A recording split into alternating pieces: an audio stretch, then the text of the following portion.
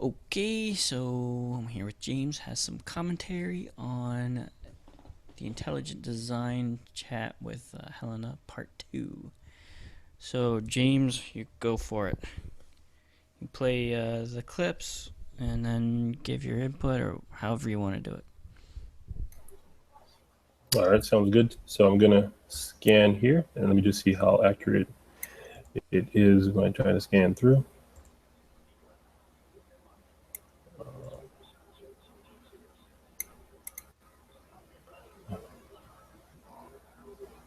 Okay, I'm about to press play. Here we go.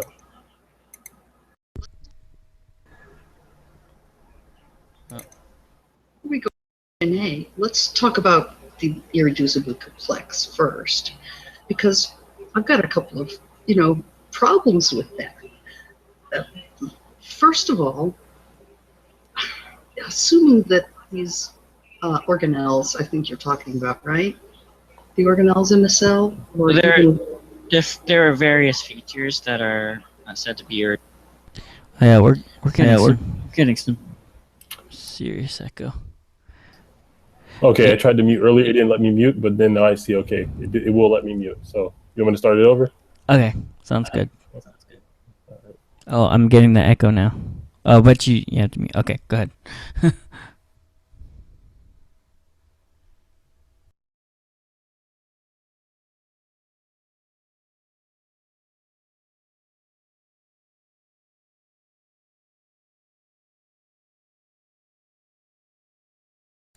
And since it's the latest information, I've got a couple of problems with that. First of all, assuming that these organelles, I think you're talking about, right? The organelles in the cell, or there are various features that are said to be irreducibly complex, and the famous example is the flagellar motor. Okay, so let's talk about that. Let's assume that it is irreducibly complex. How does that lend support to the idea that that mind is involved? And also, why does, whether it's reducible or irreducible, how does that have anything to do with whether mind was involved or not involved? So tease that out for me. Yeah, I mean, that's a good question.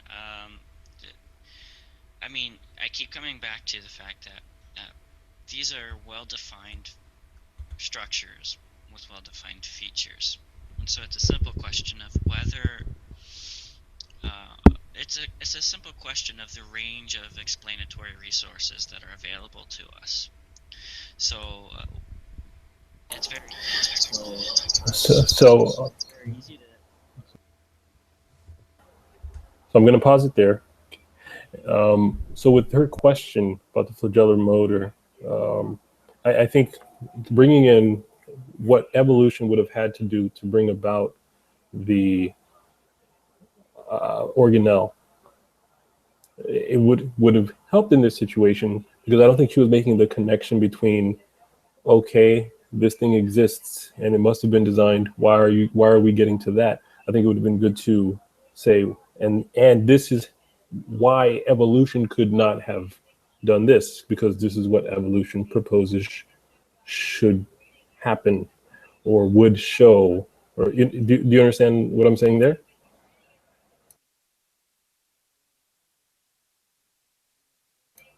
Can you hear Oh, me? sorry. Yeah, I keep forgetting to unmute my mic. It sounds like you're kind of getting at the idea of the multiple competing hypotheses. And part of that is demonstrating the weakness of the competing hypothesis.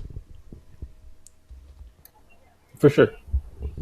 Right. So the there what I think a lot of what I was doing in these two hangouts, because they're really kind of introductory, is establishing first of all the positive case for design and how do you construct a positive inference. So something that I hear a lot of people do who are less familiar with the issues, like maybe they read websites or whatever. Like a lot of people just rely purely on poking holes at evolution, and I that's like insufficient to make the positive case for design. And I think that a lot of people listening to like Helena's channel, they have this impression that design is just a negative inference where it's saying, well, we don't know how nature could do it by itself, so therefore a designer did it. And I think, yeah, that now thinking about the video, that's a point that I try to emphasize really strongly, is that it's not just the weakness of some other theory, it's there's a positive inference, there's a correlation between these effects and their known cause. But eventually, it's possible that the conversation, maybe it's inevitable that the conversation moves on to, okay, so let's just say for the sake of argument, yes, there is a corollary between these effects and intelligent cause, but that doesn't mean intelligence is the best explanation. So at that point, you'd have to get into the competing hypotheses, and and that means you would have to evaluate the competition to examine whether it's a better explanation or not. So I think at that point, that's when it would be completely appropriate to emphasize the weakness of a theory and the strength of like design over and above the competition. For these first two hangouts, I've really tried to emphasize that intelligent design is not a negative inference. It's not a God of the Gaps argument, because kind of the whole point of these hangouts was to set the record straight and correct a lot of straw men. One of the biggest straw men is that it's God of the Gaps argument. So it's the big focus has been trying to make the case that it's not structured like a God of the Gaps argument. It's a positive inference based on knowledge, not our lack of knowledge. But I do think that's that's another dimension of the conversation, though, like the weakness of the competition.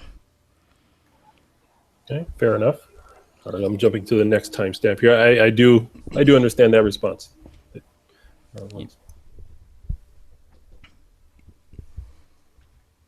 Oh, could you say what the timestamp is in case anybody does happen to watch this and then they can't hear it or see it? That way they can follow along. Oh, absolutely. The next timestamp is roughly 24 minutes into the video, and the first one was 17 minutes into the video. Thanks. Mm-hmm.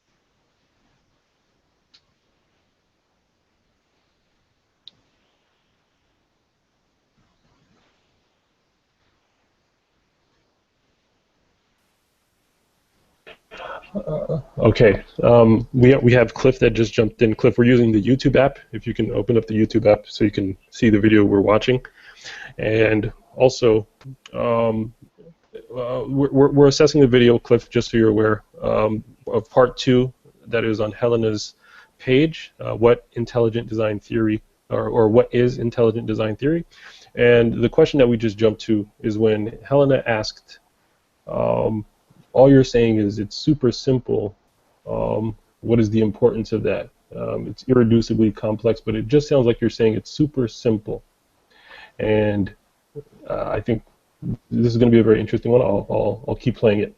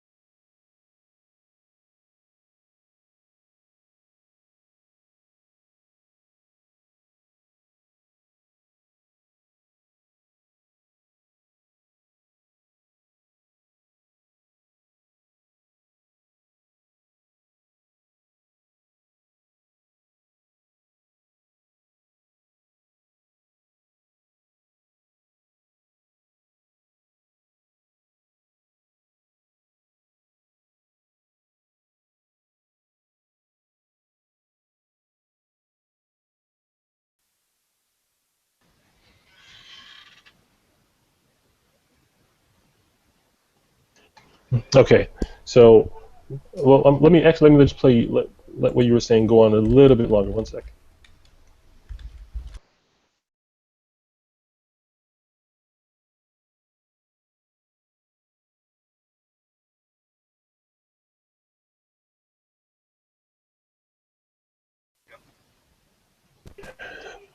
Okay, so for me again, and this is pretty much similar to the last point I was raising earlier.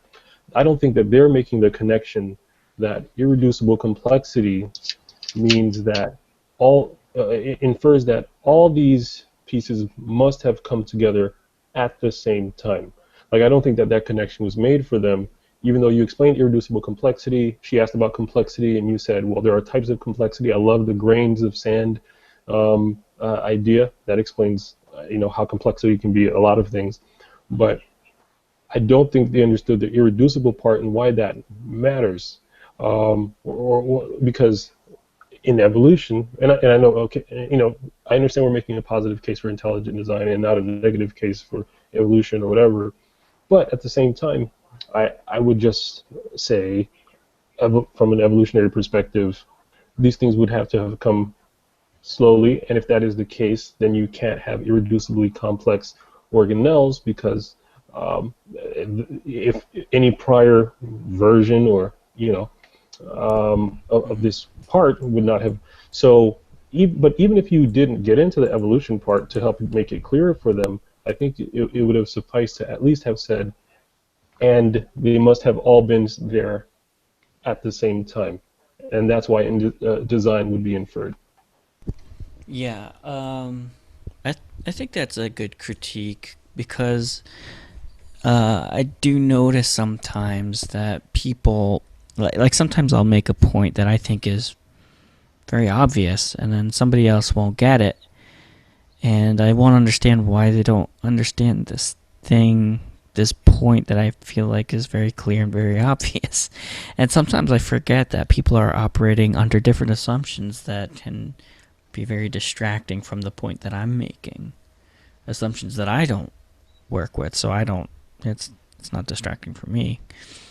Um, but yeah, like if I say that something possesses these properties, and they just have this assumption that nature can do it, then obviously they're gonna say, well, why does that mean design? I mean, nature could do it. Yeah. So I understand the point that you're making, and it's a good one. Um, so I think that would definitely be good to keep in mind in the future. I do try to at some points I do try to point out that there's no materialist alternative currently. But again, that's really trying to emphasize the positive case for design. But yeah, I think that's a good point. Well, and at the same time, it's dumbing down the terms because you are obviously very familiar with intelligent design and all the terms that are used. And so when you say no alternative materialist, hypothesis or whatever, that doesn't, to them, that might not really, they don't even understand what that means.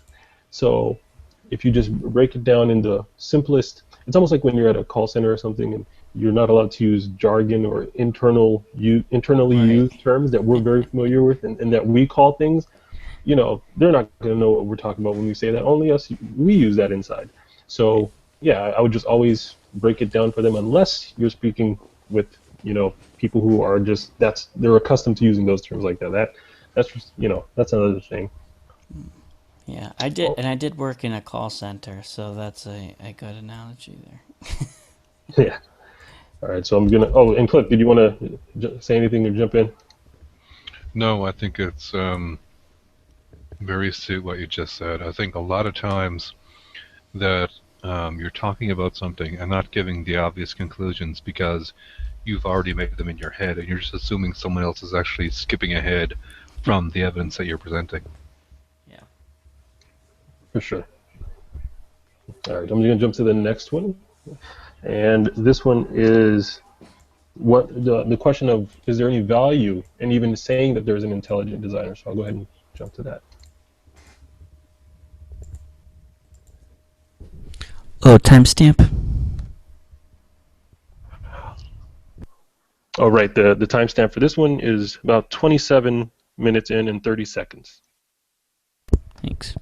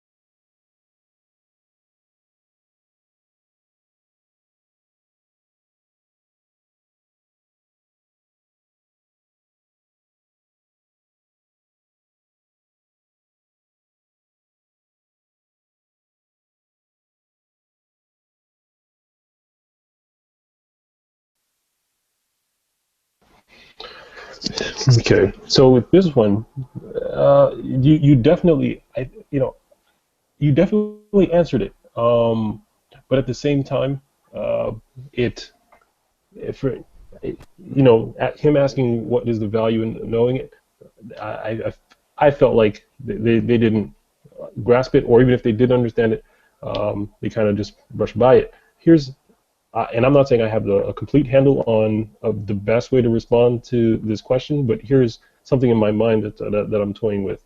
The value in saying that there is an intelligent designer, or that's the best explanation, is the same value as an investigator who walks up on a crime scene, and based on what he sees, this could either be a suicide or it could be somebody else who's killed this person.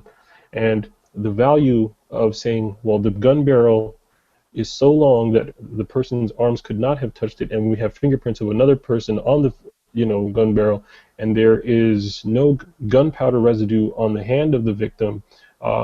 Therefore, and there are 3 gunshot wounds to the head. If this person would have shot their first one into their head, they'd be dead. If they were alive to make the second shot, they'd be dead. So they couldn't have pulled off the third shot for sure.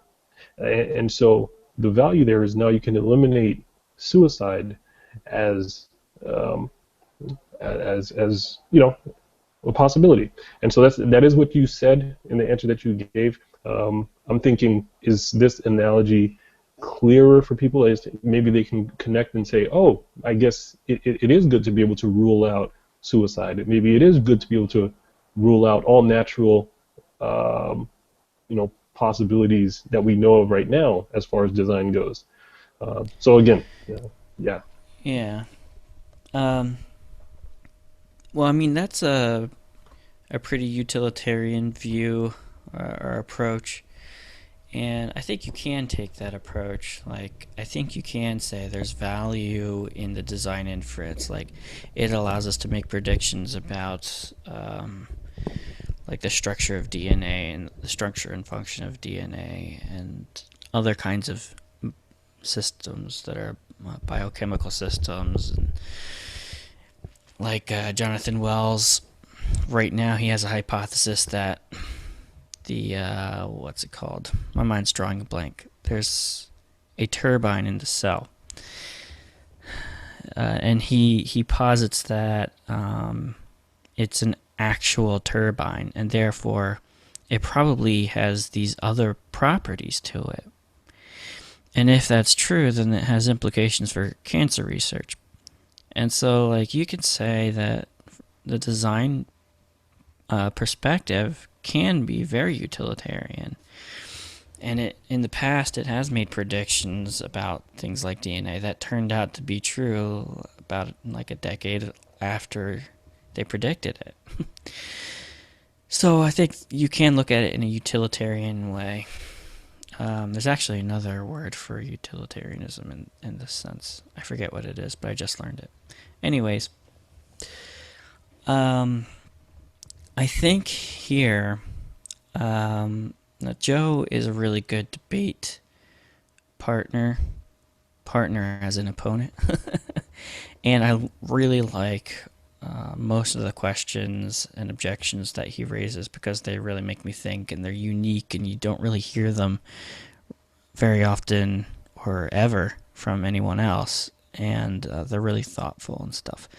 So I think when he was asking this question, I was kind of trying to go on the offensive a little bit and say, well, you're trying to argue that intelligent design would be better if it explained more. But if you go to the extreme there, if it explains everything, like, it has no explanatory value. And it's actually good that it's constrained. And in fact, this father of modern science, Karl Popper, that's precisely the argument he made, is that scientific inferences should be constrained. Not that they should just go on explaining more and more and more and more stuff all the time, like to infinity. So it's actually a strength that it's constrained. So I think I was trying to turn it around a little bit in kind of a little more aggressive way than a pragmatic way. Yeah, for sure. And I'm happy you brought that up, the way Joe asked that question of, or not a question, but that objection that this would be a better hypothesis if you could talk about the designer and his desires and his whatever. But that demonstrates the misunderstanding of the whole conversation that idea is trying to have. And I think also that analogy of the investigator with the suicide or not situation would be applicable or would help here, because you would tell Joe, hey, look, the investigator gets there to the crime scene, and he uses these methods to say this person could not have done it, and we know that someone else did do it. Now Joe is saying, well, why isn't this investigator telling us the name of the guy who did it, or why the guy did it, or giving us the desires of the guy who did it? And it's like, the investigator standing there, he's like, that's not even, these methodologies do not even, that's not even a question that comes in. That's a later investigation that requires more information. But the way I'm approaching it, I'm just trying to determine if, in fact, someone is responsible for this death other than the person lying here on the floor. Right. Because, I'm sorry, go ahead, yes. Yeah, I mean, I think it's a good point, and I think there's a larger point that Cliff likes to make on that, and it's that we make the design inference all the time, and we find it to be useful all the time. It's only when we talk about this particular topic that all of a sudden we question the veracity and the utility of the design inference. And Cliff and I just had an interaction with somebody in the comment section, and Cliff originally pointed out that basically the objections were not specific to this particular design hypothesis. It was generalizable to any design hypothesis. You can always say, well, what good is it? What use is it? What's the value of it? But you don't ask those questions about any other mundane design hypothesis, like the murder versus suicide question you raised, or scenario that you raised. So yeah, I think it does.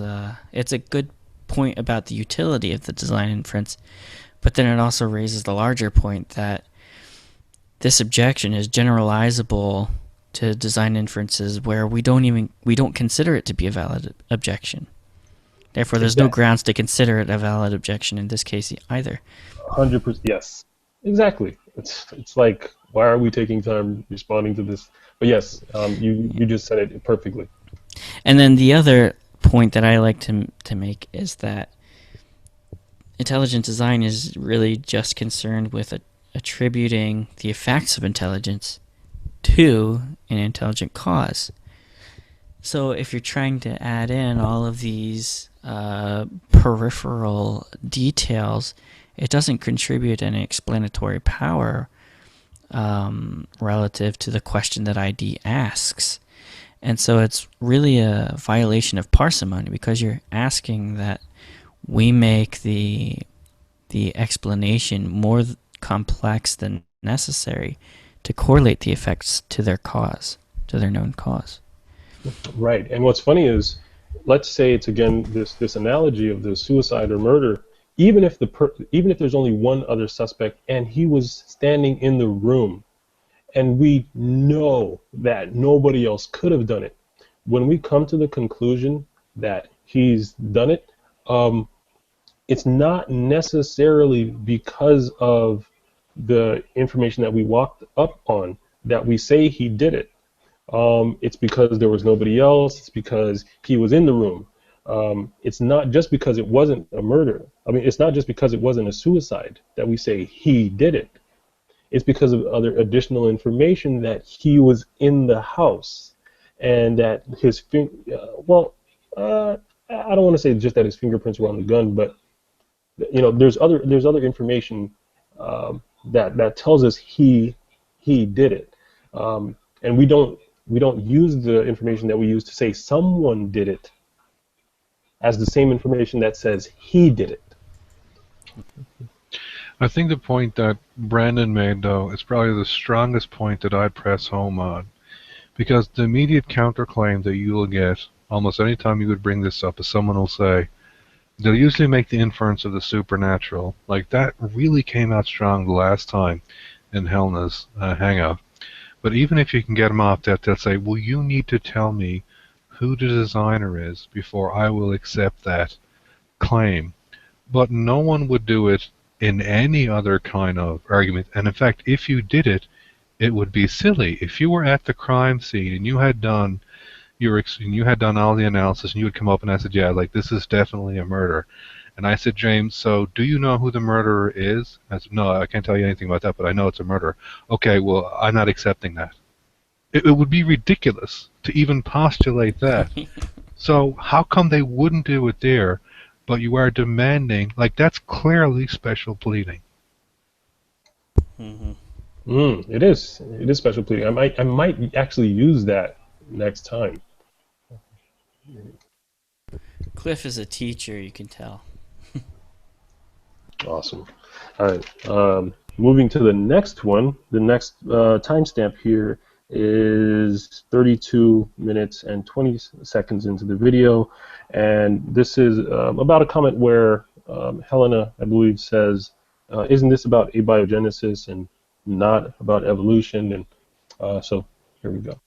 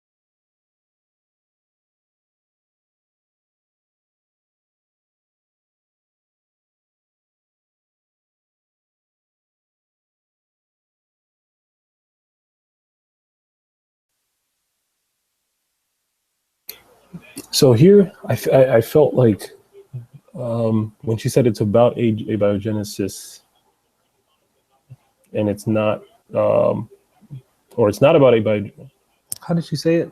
This is about abiogenesis, not evolution. Yeah, I don't know. I don't I know that mean, I completely agree. yeah, I think I could have been clearer there. She said or indicated that she's interpreting this as mostly about abiogenesis. Um, and then, but she also said that you can believe in intelligent design and evolutionary theory. And that's the part that I was saying she's exactly right about. I tried to clarify a little by saying Steve Meyer makes a design argument from the fossil evidence. And a big part of that is a critique of evolutionary theory. But so I tried to say that there is an argument to be made from like evolutionary theory versus intelligent design, but it's not necessary. So I tried to clarify a little bit, but I think in the prior video, part 1, that came up a little bit, and I tried to explain that intelligent design isn't necessarily constrained to abiogenesis, at all. It's just that some of the features that I personally find to be more convincing evidence, it seems that they pertain a little more to abiogenesis. But and maybe I'll have a chance to clarify that a little bit more in a later video. But it seems like people are getting the idea a little bit that it's about abiogenesis. I was in a hangout just the other day, and Helena, we were in the side chat, and I was kind of going back and forth with some people, especially about predictions about DNA. And Helena seemed to get a little bit confused from what I was saying, because she had gotten the idea that intelligent design is about abiogenesis. And I tried to clarify it again, like it was kind of a working use of the language. And I just tried to reiterate some of the clarifications I tried to make in the other video, but I think that's gonna be part of a larger conversation, though. That's one of those things that there were a lot of things we were talking about, and that's one of them that I wish that maybe we had more time to get into. But for the purposes of the other topics we were talking about, it kind of worked fine, the way that they were interpreting it. But I think we'll try to clarify that more in the future. Yeah, for sure. At least, yeah, you're aware of it, so it's cool. And I understand the time constraints too in those conversations. But yeah, that one jumped out at me. I was like, man, I don't know. I mean, yeah, definitely, especially when with people who have a really hard time with evolution. And what I always say is that I think there's evidence. It doesn't mean I think that it's correct, but I think you can say that there's evidence for evolutionary theory. But I'm also skeptical of evolutionary theory. And right now I'm evaluating Steve Meyer's argument from the fossil record, and as he tries to compete with evolutionary theory, I'm evaluating those arguments. It's entirely possible I will accept his arguments. I don't know yet, but yeah, like the main point is that intelligent design is not constrained to evolution, abiogenesis, or any particular thing, or any particular category of things. The only thing it's constrained to is whether the particular effect in question is a known product of intelligent cause. That's the main question. There's nothing about that is constrained to abiogenesis or anything else. It's simply a question of whether intelligence is the unique cause of this particular effect. That's the important thing. I think that's the thing I want to try to emphasize more in the future. Right. So that was, and that's why it jumped out at me. It was, it's not necessarily just about abiogenesis or evolution. It's about the fact that we can infer design from these different, effects, like you just said. And then, if we want to address her point directly, it's the DNA sequencing arguments. They definitely call into question abiogenesis as we would understand it, and your irreducible complexity argument would call into question evolution as we would understand it. So I felt like she I don't know, for whatever reason, she didn't understand the irreducible complexity issue does counter evolution. It's not there to counter abiogenesis, but it's there to counter evolution if the person Yeah. understands what's being said. Well, I think we have to clarify, though, some of Behe's argument, because the interesting thing is that Behe, who proposed irreducible complexity, I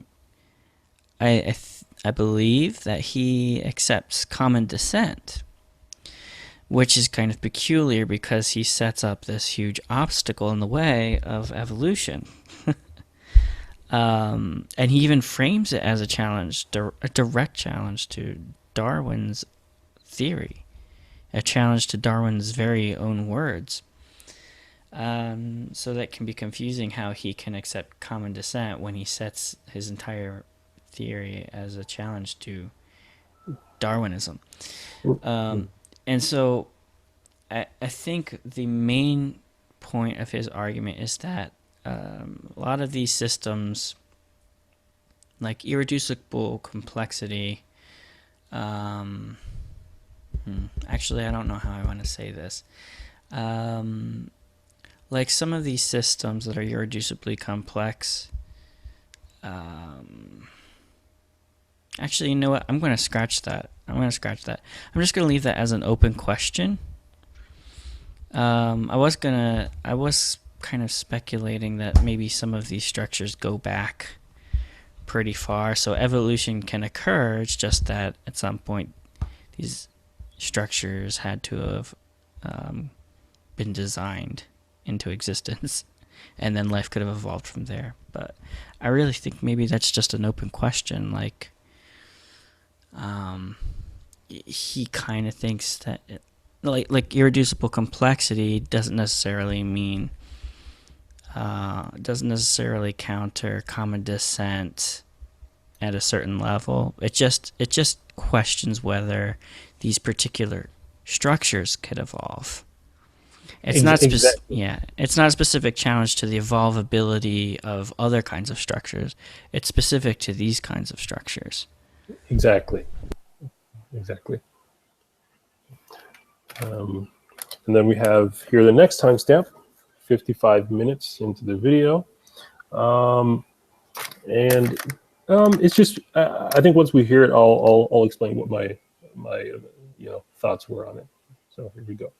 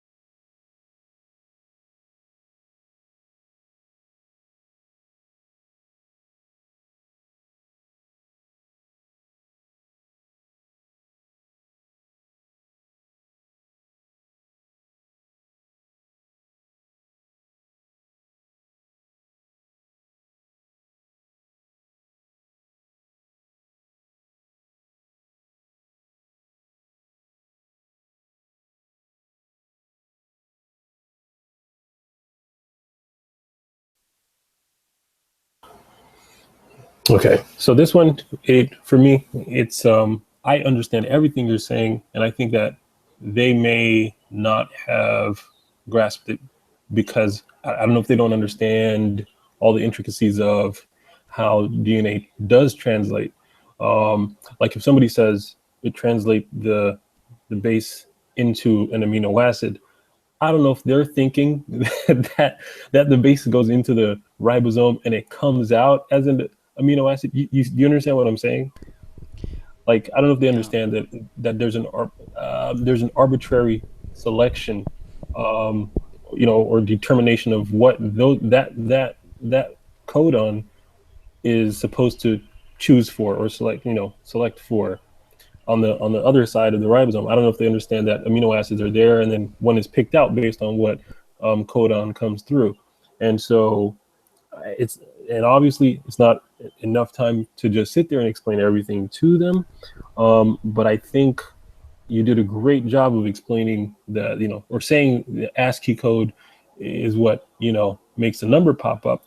But to bring it all the way home, it's to say that ASCII code, when you press the letter K on your keyboard, anything can pop up on the screen. It could be whatever the designer has Yeah. chosen to pop up, and there can be times when you hold Control K and that makes something else pop up, or somebody can just use Chinese characters for the same keyboard, or you can make other letters pop up for K. It didn't have to be that. It's an arbitrary selection, and so you did Yeah. explain that in the middle when you said that the translation apparatus exists there, but I don't think it's Yeah. driven all the way home to let them know that this had to be chosen. This had to be arbitrarily selected. Yeah, and it's a hard thing. It's not necessarily intuitive either, because people think of the way that things interact as though it's a set of dominoes, but um, we're talking about digital systems and arbitrary assignments. Like you said, the word arbitrary, which is a really important quality of what it means to be a code system. I tried to make that point when I said that you can't derive the code from the product of translation, and vice versa. You can't derive the translated state from the code. You have to know about the translation system.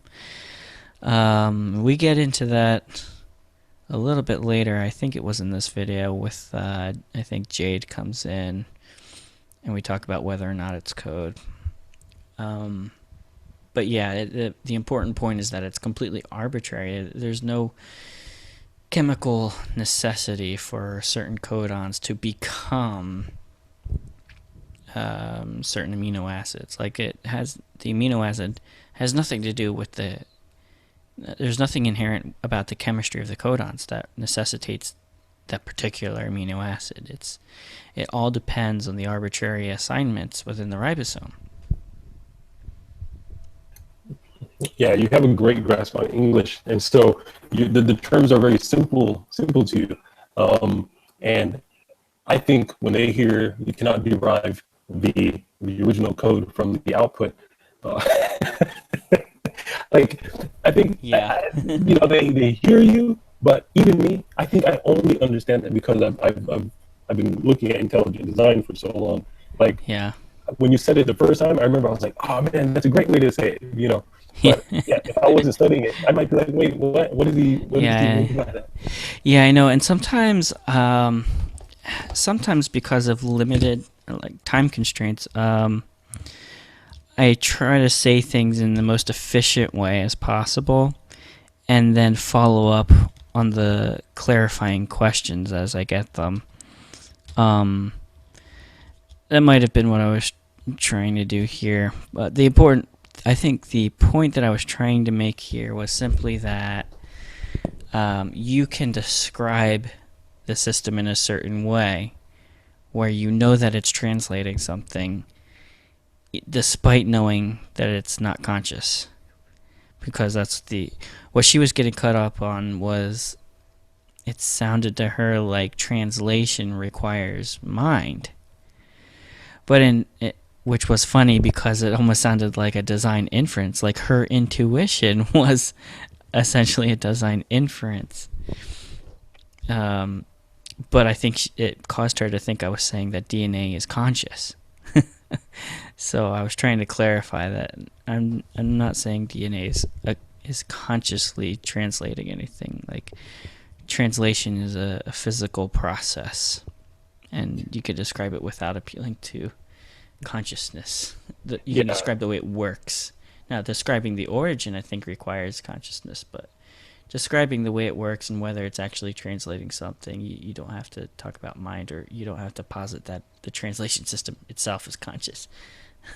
yeah, she definitely got that a couple, like a minute or two after that. She was like, "Yeah, you're right, you're right. You know, it doesn't have to be conscious." She understood at least that point by the end. All right, so the next one was when you guys at a minute and 7 seconds, or I'm sorry, an hour and 7 minutes. I'm getting a little bit of a crackle from your mic. I don't know if that's something you have any control over, but Am I stuttering? nope. Actually, now you're better. There was it sounded like a bad wire or something for a second. Oh, okay. And let me know. Yeah, let me know if it happens again. And so this point at an hour and 7 minutes, you're talking about how what I think Joe is trying to distinguish between saying degrade versus mutation, and he has some issue with that. So, all right, here we go.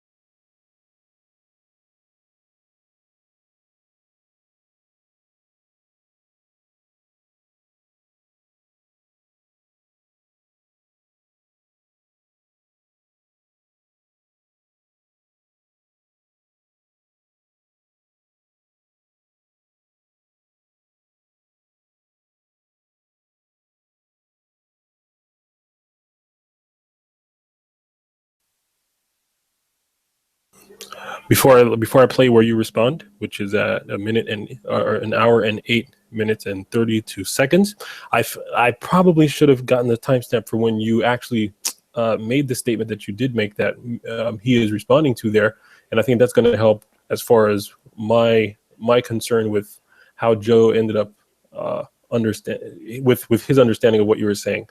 So I'm gonna click a little bit before where we just started and play what you said. Hopefully, I can get this pretty spot on here.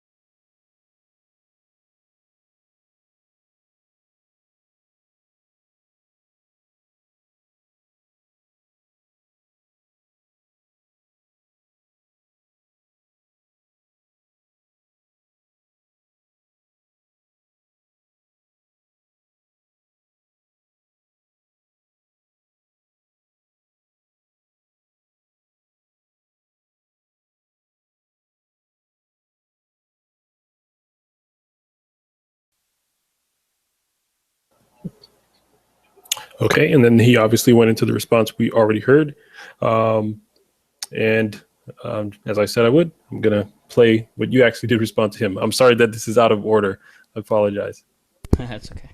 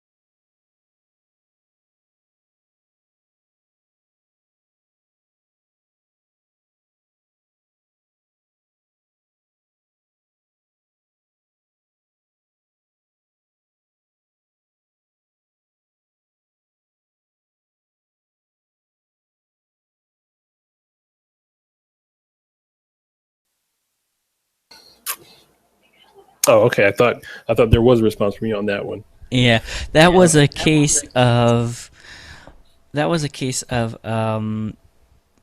allowing somebody else to get the final word for time constraint reasons. Helena wanted to move the conversation along, but I mean, Joe was definitely asking a question that I wanted to touch on a lot more. Basically, he was saying that, and this is a really common objection actually, I wish that I had touched on it a little bit more in my response, or I don't think I touched on it really at all. But he was basically saying that the design proponent is imposing a value judgment on these systems. Like there is no objective degradation. There is no objective more evolved or less evolved. you know. So like there is only change. That's the only thing that matters is change. That's the only objective thing. And to say that change is moving in a top-down fashion versus a bottom-up fashion is arbitrary to the interpreter. Yeah, and that's a pretty tricky objection there. I mean, there are a number of ways you can tackle it. I mean, you can look at it purely in terms of quantifiable bits of information that are there. You can do it by analyzing the function. Like you could say, well, in one case the full expression of these genes takes place, whereas in the other situation only a partial expression takes place of the same genes. So you can look at it that way. I think these are objective descriptions, where these are objective ways that you can quantify a degradation. I think that it's a pretty good way to establish whether one is ancestral or the other. But that's one of those things where you have to establish so many other points, though, that you'd have to have pretty much an entire hangout just on that one topic alone. But also another interesting way, I think there might be a way to define these systems, or to define like whether the change occurs in a top-down or bottom-up fashion from physics, possibly. And I was hoping Cliff would be available for this part, but I think he's probably busy with something else. I think you might be able to say that one state one system is in a greater potential energy state than the other one.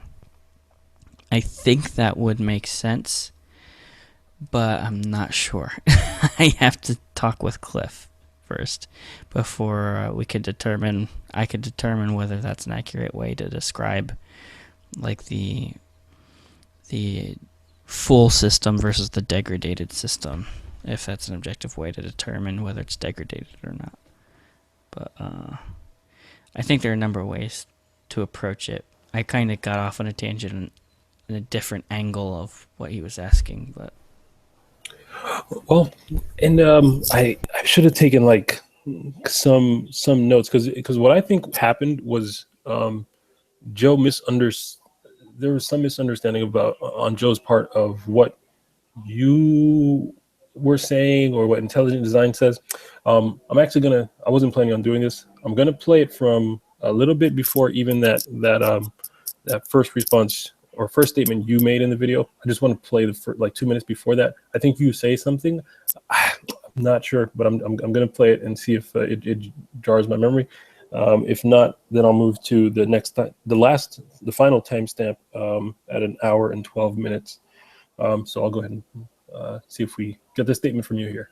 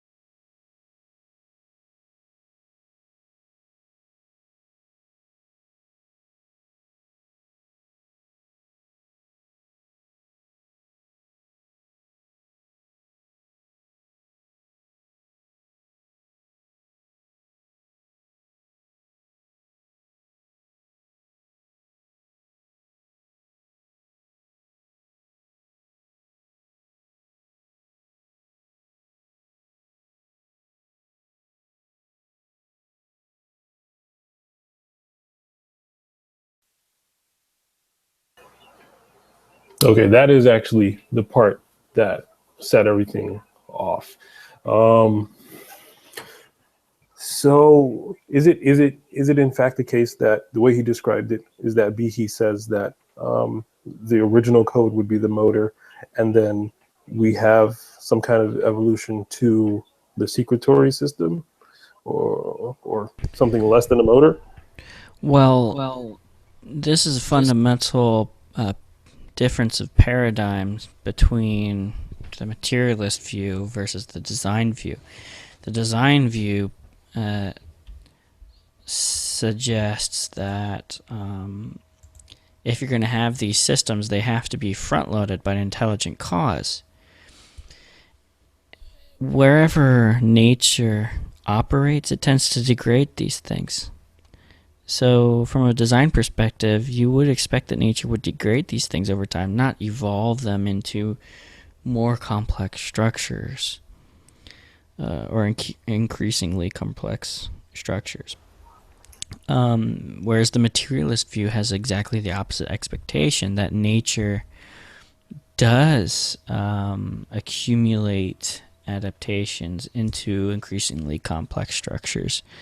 So it's kind of, these are directly opposed predictions of each paradigm. So, yeah, that is a currently raging debate between Miller and Behe, and Miller from the materialist view, who holds the materialist view, he posits that the secretory system is ancestral because it's simpler, while Behe posits that the flagellar motor is ancestral because it's more complex. So it's a fundamental difference in paradigms there that posit fundamentally different expectations. Okay, I guess that clears it up, because I didn't know he was saying that it was that in fact the motor itself is ancestral to the secretory system as it functions now. I didn't know that Yeah. Behe does say that. Yeah, Okay. he's not saying, I mean, the important point is he's saying it's a degradation. Like, it started at a higher level of integrated complexity, a higher level of function, and it degraded. Whereas Miller, essentially, in even debating this, Miller is conceding the opposite expectations of each worldview. But Miller is saying the opposite, that the flagellar motor evolved from the secretory system. And this is actually a really important point, specifically with respect to Behe's argument, because Behe says that the evolutionary steps to get to an irreducibly complex system, it would be very difficult because you can't do that like in a linear fashion. It's the old scaffolding problem. You can't just stack up the bricks and get an arc, a structural arc. You have to have scaffolding there along the way, and then later you can remove the scaffolding. So, and all of that to say, if you're going to challenge Behe's theory, which is derived from the design point of view, then you have to posit that this less complex structure, which shares a lot of features with the more complex structure, is ancestral. Like, you have to say that it's ancestral because you're directly challenging Behe's contention that it would be very difficult for nature to select for any of these evolutionary precursors to the full system. And so I guess what I'm saying is that Miller is essentially conceding the sharp difference in paradigms here simply by arguing this point. Right. Right. Okay. Fair enough. All right. So the next timestamp, the final timestamp, an hour and 12 minutes in. And again, this is I felt like maybe some things could be clarified, or I was going to hope to get clarification from you. Their understanding of whether or not DNAs produce proteins. Do they understand what that means? Was there enough clarity there? And codons being base pair triplets aren't so play from here.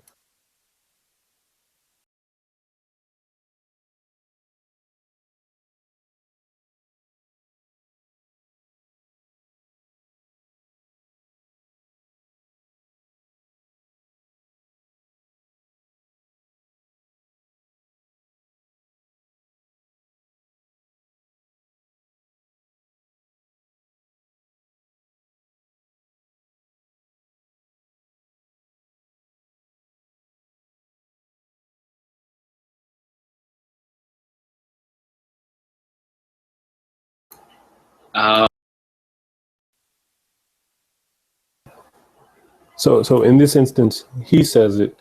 He says DNA produces proteins, and it's again like just you wonder if everyone in the conversation understands what that even means. Like you understand what I'm saying? DNA produces proteins. Like, huh? Yeah. But I'll keep. Well, go ahead. I was just gonna say, yeah, it's a very unintuitive concept, and so I think a lot of people struggle with it, and it's a struggle to try to articulate it. Although I think that I've settled on a way to articulate that's very clear, but it uses a lot of phrases that people aren't familiar with. Like the way that I describe a coding system is a sequence of signal components that are translated into disparate physical states by an intermediary translation apparatus. And there are a lot of words there that are really crucial and important, but not everybody is familiar with them. And so I think this is one of those times where I take the approach of I will say something in the most efficient way that I can think of, and then I will answer the clarifying questions like as they come up. But at the same time, I think sometimes you get people who really just kind of want to argue the point. Like what I heard, I think at that point in the conversation was a lot of assertions, like DNA is not code, it's just chemistry. What I didn't hear was, I don't think I heard any argument contrary to the points that I made. I think I tried to re-emphasize those points. But I think people will cling to certain like catchphrases like it's just chemistry, like that is repeated ad nauseum. I think the thing is I can grant all of that. Like I can say, yeah, sure, fine, it's just chemistry, but it's also code. Like it's really most of the time people get caught up on the semantic things here. But Cliff jumped in and he made an important point, and I wish that I had done a better job reinforcing that point. But Cliff jumped in and said, this is really a semantic thing we're arguing here. It doesn't really matter. What matters is, do these systems exhibit the properties of systems we associate with mind? And that's really the crucial question.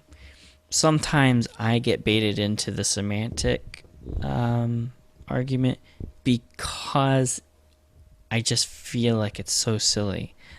I feel like it's so silly that people would say, it's not literally code, or code is just a useful analogy, when I feel like that's completely absurd to say. Like, I think I might have raised this point last time, but like, you wouldn't say that I am analogous to a primate. I am a primate. Like, by definition, like, I fit the category. I am. I'm not analogous to. I am this thing. And so I think that's what it sounds like to me when people say that DNA is analogous to code. I'm like, no, that's silly. It is code. It contains actual code by definition. So that's why I can sometimes get caught up in that semantic debate. But the important point with respect to intelligent design is simply that these systems exhibit properties that we associate with mind, and that there's no materialist alternative currently. Oh, absolutely, absolutely. And there was a little bit more I was going to play. I'm just going to finish that up of the same timestamp. So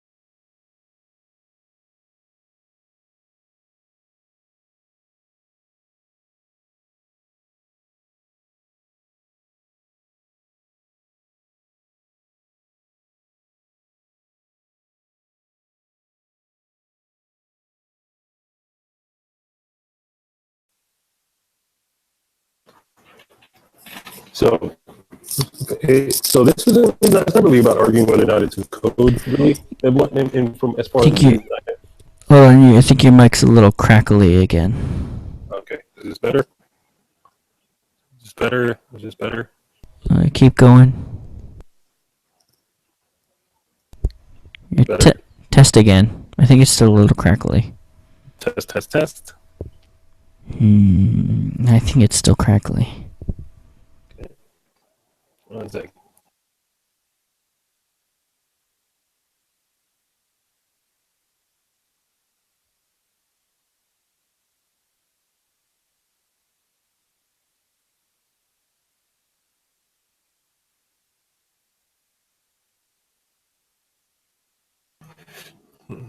Is this better? If not, it's my internet connection. Yeah, I think it's about the same, but I can make out what you're saying though. All right, I'm actually going to reload because we don't need the YouTube app. I'm just going to reload really quick. If that's okay.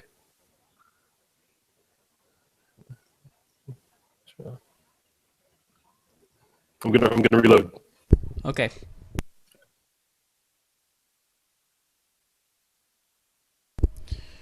Right, so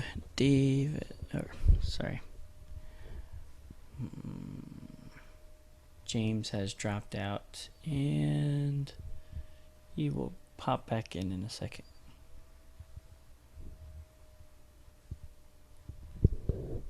I don't know why. Hey. All right, can you hear me? Yeah, I got you now. Mm-hmm. All right. So yeah, with that last timestamp, it wasn't even as so much about it, the semantics of the code and whatnot. It was again whether a question of whether or not the audience would understand the importance of how DNA takes something from codon, to protein, to amino acid, to a link of amino acids to a protein. And I'm not saying DNA does that necessarily, just a strand of DNA. I'm just saying that however many steps there are in that process. DNA, ribosome, translation, amino acid is selected, amino acid is put next to other amino acids to form a chain of amino acids that folds up into the conformation of some protein.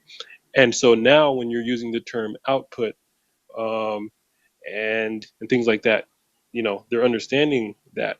But yeah, I mean, we already, we talked about the jargon stuff before, but I think uh, it was said so quickly that I'm not sure if the people would have grasped it, but it's a tough one. It's a tough one. The guy's talking fast. You're talking. You're having to respond quickly. Other people are trying to jump in the conversation. But I don't know and again, I don't know if you guys in the first video, if you covered how DNA works in that sense, that all the terms that are being used are understood by Helena or whoever else was there. I might have missed those things as well. Yeah. And it's kind of tricky. It's tricky to begin with, but it's even more tricky because you've got such a spread of people who are really familiar with the fine details, like the chemistry and everything, and then you have people who just don't even really know what intelligent design is at all. Like Helena, she came into it really wanting to learn basically from scratch about what intelligent design actually is, not the straw man versions of it. But then you've got like Jade, who knows about like circuit theory, and I think she knows about the chemistry too, or I might be confusing her with Fiona, or maybe they both have similar training. I'm not sure, but I mean, you have actual scientists, and I don't remember if MMA has formal training in these topics. I feel like he does, but I'm not sure. But I guess I was just trying to offer a description. Like, at the very least, I can offer a concrete description and say this is why it's code, and then it's up to him to argue why it fails to meet that description, or why it's not or why the description itself is wrong. So that's kind of the approach that I took to the claim that it's not code in that case. Well, yeah. What you did was you said exactly what code is, right? You signal components, translation intermediary, and an output. Like you said all those things, and it definitely applies to DNA. But I think there were points where you either because somebody else jumps in or whatever it is, you left it at that. Like right there, right before, when he said DNA produces protein. When I pressed play, you actually said amino acids. Like you said it under like really really low, and then the guy kept talking. So it was kind of skimmed over that little whatever 3-step process of DNA translation amino acid. And so that would bear going a little deeper into, just so they understand clearly the signal components and the ribosome and what it actually does. The codon comes in and amino acid is selected for blah blah blah, and you did that a little bit at the beginning, but I felt like the terms, because your descriptions are so good, they're using few words, but they're using like some big words, and I think Yeah.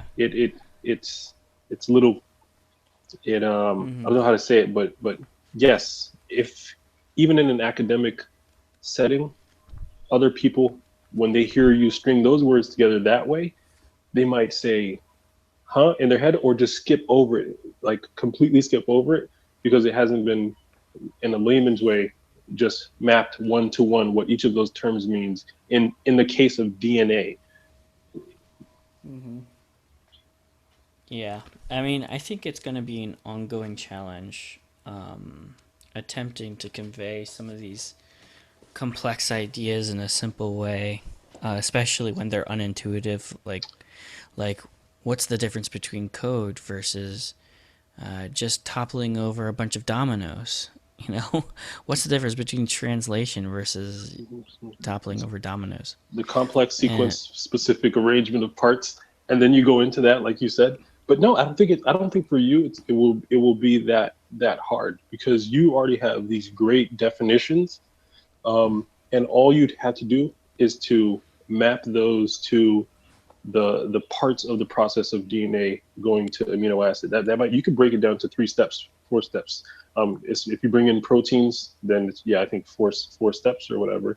But you definitely can break it down in a layman's fashion right after you give it in the high English or whatever fashion. Right. Yeah. Easily, I think. Yeah.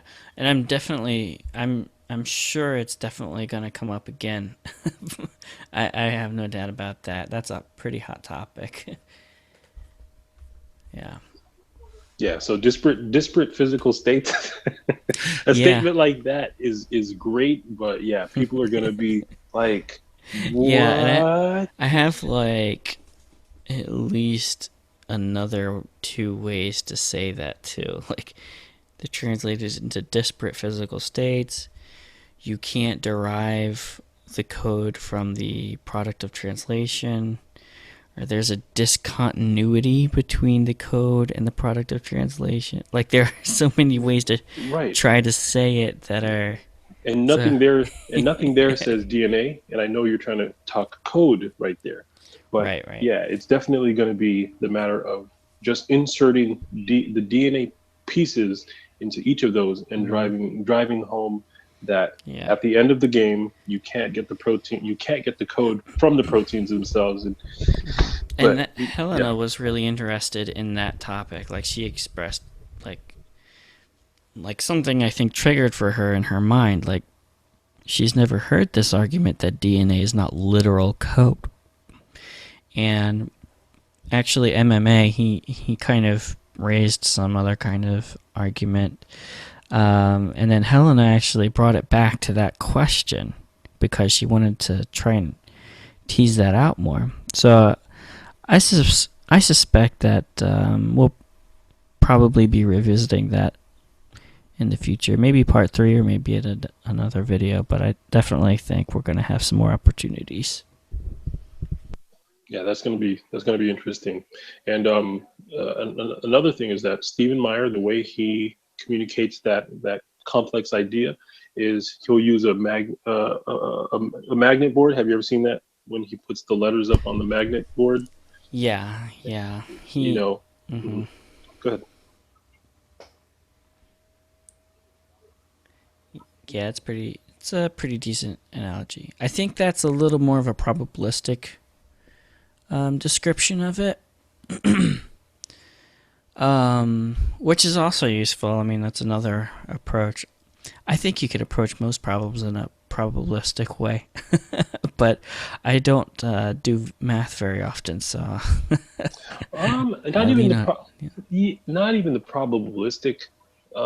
Just saying that the arbitrary point, right? Like you could forget. You don't have to use Yeah, I see you what you're don't. saying. Yeah. Yeah, you don't have to use a magnet. You could stick to the keyboard thing you were saying with the ASCII code. Like that Mm-hmm. would be great if they understand that. I think there's a couple ways you can, because that really helped me understand what he was saying. Once he did that, I was like, oh snap, the information transcends the medium that it's in, and I was Yeah. like, oh my gosh, I completely get it. Yeah.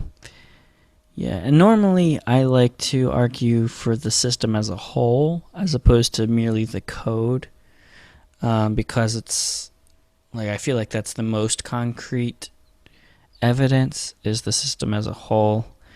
But the information argument, like arguing from the information, is also an interesting one and a useful one. I just have to brush up on it so that I can articulate it well. But the magnets analogy is an interesting one. He has another one too. I can't remember what it is, but it's pretty similar. Well, he says that how much, he asks the question, how much does a CD weigh before and after you write to it? And he says it weighs the same. So no mass was added or taken away.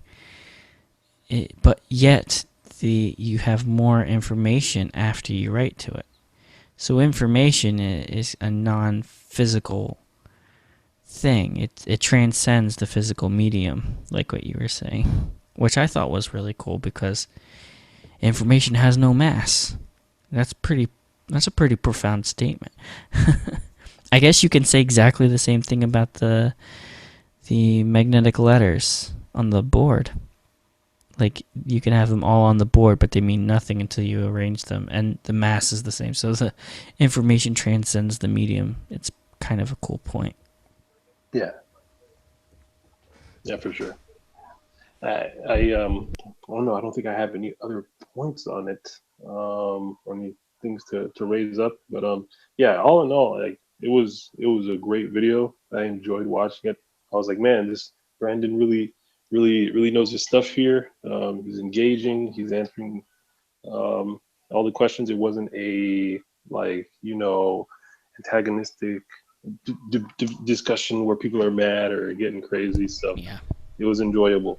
So it was Yeah, really I cool. specifically asked Helena to do this hangout with me because I knew that she would be charitable towards the idea. Like, the entire reason we started the series was precisely the kinds of problems you just described, where people are just belligerent and they just end up straw manning the ideas, and you don't actually have real conversation. It's all about winning as opposed to exchanging ideas. And I think we had a real exchange of ideas in these 2 hangouts now that we've done on the topic, and we're going to do a third one pretty soon. It's just hard for me to schedule ahead of time, but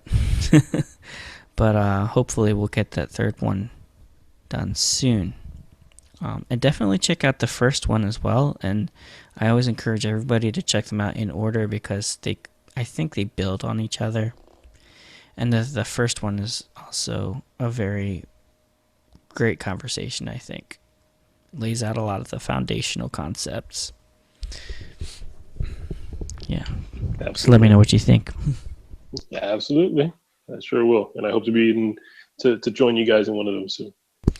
Yeah, I think that would be really good, because sometimes I mean, it's hard sometimes to just keep track of the point that people are trying to make. So it's good to have people who are listening with different ears, so that maybe they can try to jump in and return to something that maybe was overlooked, or to emphasize Right, something, yeah. Yeah, that would I be agree good. for sure. That would be good. Cool. All right, so that's all I have to say for this video here. Cool. All right, James. Well, yeah, thank you for the constructive comments. And I think that it would be really cool to do a hangout sometime, get you in on some of these. Sounds good. Cool.